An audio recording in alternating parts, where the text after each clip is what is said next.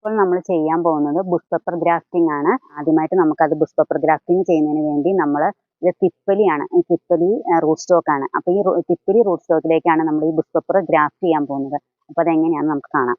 ആദ്യമായിട്ട് Bush pepper നമ്മൾ ഇത് കട്ട് ചെയ്യുകയാണ്. അതിനുശേഷം നമ്മൾ ഈ ബുഷ് നമ്മൾ ഇത് ഇതിലേക്ക് ആപ്പിലേക്ക് വെച്ച് കൊടുക്കാൻ വേണ്ടി നമ്മൾ രണ്ട് സൈഡും ചെത്തി എടുക്കുകയാണ്.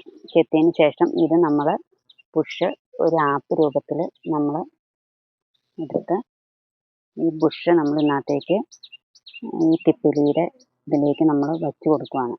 അതിന് ശേഷം നമ്മൾ ഈ ടോയും കൊണ്ട് ഇത് നമ്മൾ ടൈറ്റായിട്ട് കെട്ടി നമ്മുടെ വീട്ടാവശ്യത്തിനുള്ള കുരുമുളക് നമുക്ക് നമ്മുടെ വീടുകളിൽ തന്നെ ഉൽപ്പാദിപ്പിക്കാൻ വേണ്ടി നമ്മൾ ഏറ്റവും കൂടുതൽ ചെയ്യുന്നത് ബുഷ് പെപ്പർ ഗ്രാഫ്റ്റിംഗ് തൈകളാണ്.